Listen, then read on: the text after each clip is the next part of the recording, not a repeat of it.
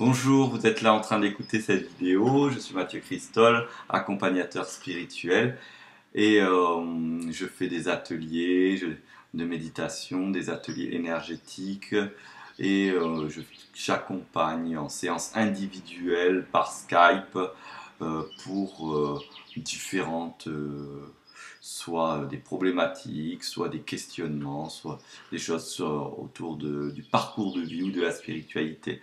Et voilà, je vais faire cette vidéo pas pour faire le listing de ma présentation, mais pour vous dire que qu'est-ce que c'est que la spiritualité. Encore une autre version, une autre réponse. Qu'est-ce que c'est le chemin spirituel?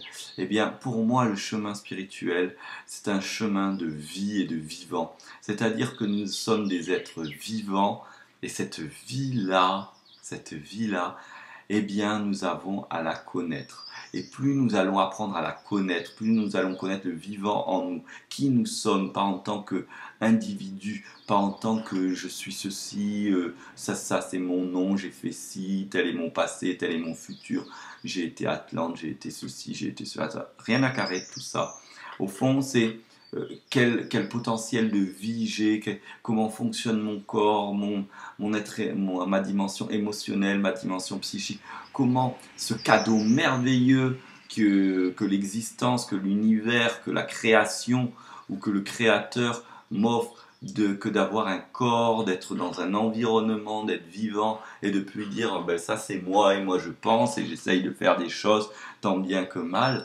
Eh bien, mais qu'est-ce que c'est tout ça? Et comment ça fonctionne? Et comment aller au-delà d'un fonctionnement de survie? Parce que quand on ne se pose pas la question de comment être des êtres vivants, d'autres gens, pour promouvoir leur vie, se posent la question de comment exploiter tout ce potentiel de vie qu'il y a chez tous ces humains qui ne se posent pas de questions et qui n'avancent pas vers un cheminement réel de libération, un cheminement réel de vivant, d'aller vers la vie libre, la vie royale, la vie éternelle, moi j'aime dire. Eh bien, parce qu'on ne se pose pas ces questions, on fonctionne comme des êtres en survie, comme des zombies, comme des larves. Et un certain nombre d'êtres humains ont bien compris ça et ont posé des réflexions et établi des règles et une éducation et une culture de manière à pouvoir exploiter ce potentiel de vivant à leur fin personnelle, matérielle, égoïste. Matérielle dans le sens de pouvoir s'enrichir. La matière est là pour être honorée, la matière, le corps est là pour reprendre sa dimension, moi j'appelle divine, c'est-à-dire que le corps physique c'est entre 40 000 à 100 000 milliards de cellules, c'est-à-dire chaque cellule ce sont des êtres vivants qui cohabitent ensemble pour faire fonctionner ce qu'on appelle mon corps. Voici un exemple de système, un système organique qui vit en harmonie, en solidarité, de manière à vivre, de manière à ce que nous puissions dire ça c'est mon corps, moi je fais ça, moi sur mon corps je me tatoue, moi sur mon corps je me perce les oreilles, moi sur mon corps je fais ci, je fais ça, etc. Mais personne ou trop peu de monde à mon goût va explorer le potentiel profond de ce corps, de ces cellules. Et c'est pour ça que je respecte des personnes qui vont aller approfondir ça, offrir des connaissances. Je pense par exemple à Thierry Casasnovas, je pense après à des tas d'autres personnes qui vont aller explorer le potentiel physique réel ou le potentiel émotionnel. Qu'est-ce que c'est l'émotionnel? Comment vivre avec cet émotionnel? Comment gérer cet émotionnel? Notre esprit, notre fonctionnement psychique, nos personnalités, toutes nos personnalités ou nos sous-personnalités. Il y a des personnes qui sont allées explorer et approfondir ça et proposer des systèmes, des solutions ou des coups de pouce pour vivre avec ça et vivre correctement tout ça et ne pas subir, ne pas être dans la survie, ne pas être des esclaves. Cessons de nous cessons de nous prendre pour des esclaves. Qu'est-ce que j'entends par esclave? Eh bien là, en ce moment, j'ai la chance que pendant un mois, je suis reparti dans un système salarié classique et je peux observer autour de moi une chose qui me rend, qui me, qui me, qui m'affecte, je dirais. Ça ne devrait pas, mais qui me touche. C'est de voir le nombre de personnes qui agissent, mais pour pouvoir vraiment agir, ils attendent d'être qualifiés, ils attendent une formation, ils attendent d'être formés, que quelqu'un vienne leur apprendre quelque chose. Mais il faut arrêter d'attendre. Aujourd'hui, l'information, elle est partout. Aujourd'hui, tout le monde a un Internet. Et qu'est-ce qu'on va faire devant son Internet? Eh bien, on va l'allumer pour aller jouer à Bubble euh, pendant des heures ou à Fermland ou je sais pas quoi pendant des heures. Je dis pas qu'il faut pas le faire, je l'ai fait moi aussi. Mais il n'y a pas que ça.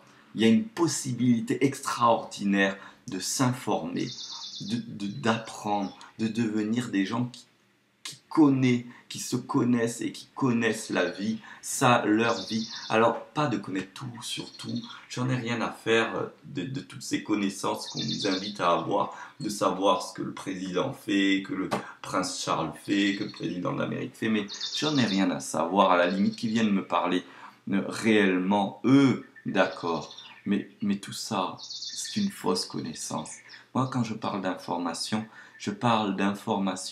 qui viennent nous toucher directement, de manière à modifier les comportements qui sont déficients pour nous-mêmes, les comportements qui sont conflictuels envers nous-mêmes, les choses qui font que nous ne sommes pas heureux, qu'importe ce qu'elles sont. Ça peut être de la psychologie, de la spiritualité, ça peut être à travers des romans de science-fiction, des textes, ça peut être avec des films, des images, mais allez, prenez le temps de vous découvrir, de découvrir le monde et la vie.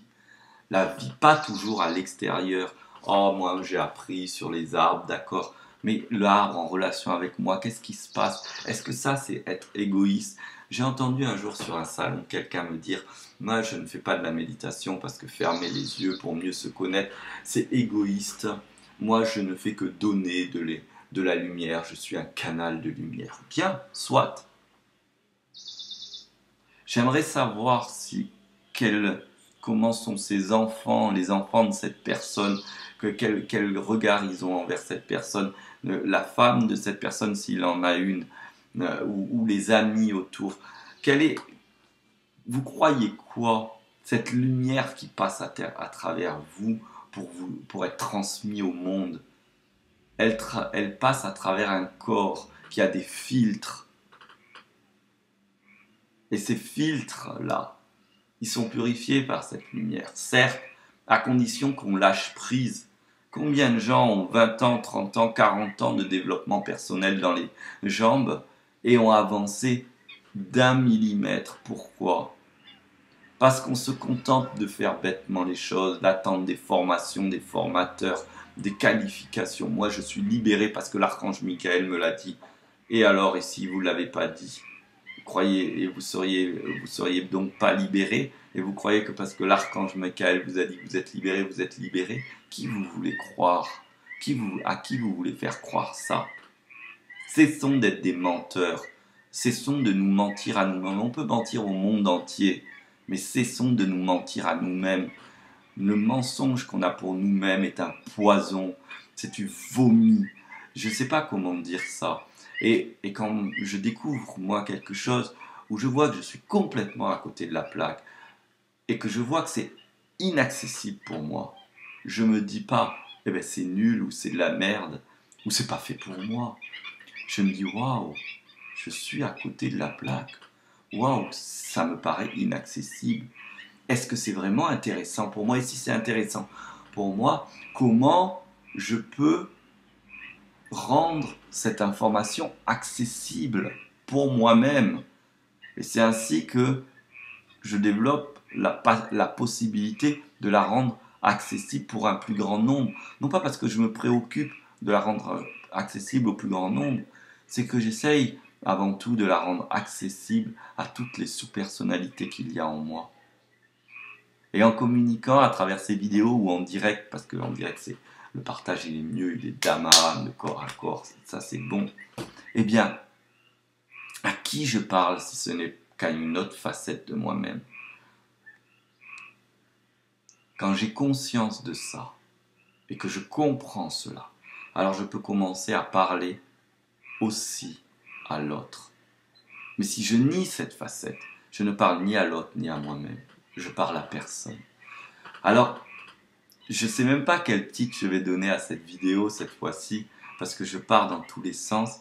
Mais si je devais dire quelque chose, c'est cessons de nous mentir. Il n'y a pas de mal à dire qu'on pue. Il n'y a pas de mal à dire qu'on est nul.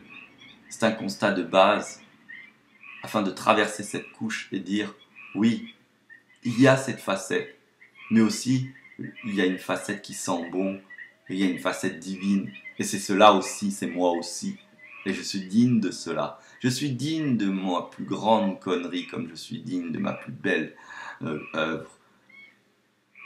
Et ce que je juge être ma plus belle œuvre, est peut-être ma plus grande connerie. Et ce que je juge être ma plus grande connerie, est peut-être ma plus belle œuvre. Ça, peu importe. C'est le chemin, le cheminement. Le fait de même quand on tombe, on prend le temps, on peut chouiner, on peut râler, puis après on se relève et on se remet à avancer. Avancer vers où? Avancer vers nous-mêmes. Merci à tous. Merci à la vie. Merci à tous les ancêtres de l'humanité, dont mes ancêtres. Merci à tous les êtres vivants, visibles et invisibles. Merci. Merci à la vie. Merci.